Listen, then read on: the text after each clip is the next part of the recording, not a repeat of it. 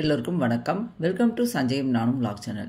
இன்றைக்கி நம்ம சேனலில் வாழை மீன் ஃப்ரை எப்படி பண்ணுறதுன்னு பார்க்க போகிறோம். நம்ம மீன் மசாலா போட்டு ஃப்ரை பண்ணும்போது மசாலா மீனில் ஒட்டாமல் தோசை தவாலை நம்ம ஃப்ரை பண்ணும்போதும் தோசை தவாலெல்லாம் அப்படியே மேலெல்லாம் ஒட்டிக்கும். அந்த மாதிரிலாம் இல்லாமல் நல்லா மொறுன்னு சாப்பிட்றதுக்கு நல்ல சுவையான வாழை மீன் வறுவல் எப்படி வறுக்கிறதுன்னு பார்க்க போகிறோம்.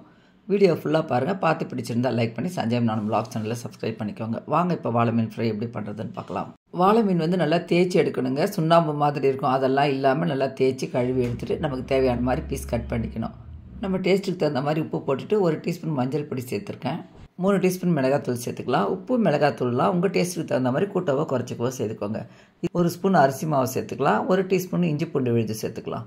இது புளி தண்ணிங்க. கொஞ்சமாக புளி நல்லா திக்காக கரைச்சி வச்சுருக்கேன். அதை இந்த மசாலாவோட ஊற்றிடலாம். நமக்கு மீன் பிசுறதுக்கு இந்த தண்ணி பத்தாது. நல்லா கலந்து விட்டுட்டு இன்னும் கொஞ்சமாக தண்ணி சேர்த்துக்கலாம். நான் சொன்ன பார்த்தீங்களா, மசாலா உதிராமல் இருக்கிறதுக்கு நம்ம சேர்த்த பொருள் தான் அரிசி மாவு. அரிசி மாவுக்கு பதிலாக ஒரு சிலர் கார்ன்ஃப்ளவர் சேர்ப்பாங்க. எனக்கு கார்ன்ஃப்ளவர் சேர்த்தா அந்த தோசை தவாலை பிடிக்கிற மாதிரி இருக்கும். அதனால் நான் எப்போவுமே கார்ன்ஃப்ளவர் சேர்க்க மாட்டேன். நீங்கள் வேணால் ட்ரை பண்ணி பாருங்கள். புளி தண்ணி ஊற்றணும்னா அந்த மீன் சாப்பிடும்போது அதோட டேஸ்ட்டு தனியாக நல்லா தெரியுங்க. ஒரு சிலர் லெமன் கூட பிழிஞ்சுக்குவாங்க. நான் புளி தண்ணி தான் சேர்ப்பேன். அப்போ தான் எனக்கு இன்னும் மீனோட டேஸ்ட்டு நல்லா இருக்க மாதிரி தெரியும். அதுக்காக நம்ம நிறையவும் சேர்த்துக்கூடாது. நிறைய புளி தண்ணி சேர்த்தோம்னா மீன் ஃப்ரை ஆகும்போது கருகி வரும், கருப்பாயிடும். திட்டமாக சேர்த்துக்கணும். இந்த மீன் உடஞ்சி போகாது. அதனால் நம்ம ஒவ்வொரு பீஸாக எடுத்து மசாலா தடவணுன்றது கிடையாது. எல்லா பீஸுமே போட்டுட்டு மசாலா எல்லா பக்கமும் படுற மாதிரி நல்லா கலந்து விட்டுறலாம்.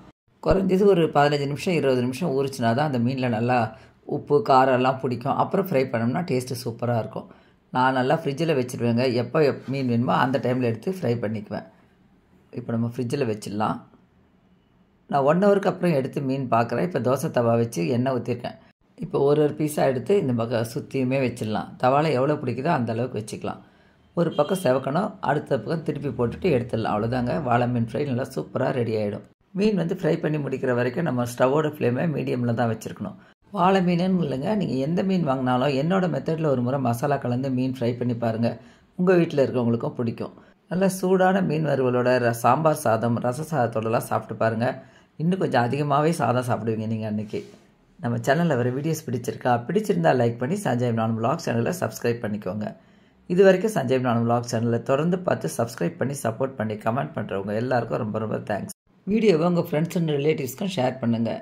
வீடியோவை பற்றின கருத்துக்களை கமெண்ட் பண்ணுங்கள். இதே மாதிரி வேறு ஒரு இன்ட்ரெஸ்டிங்கான வீடியோவோடு நம்ம மீட் பண்ணுவோம். தேங்க்யூ.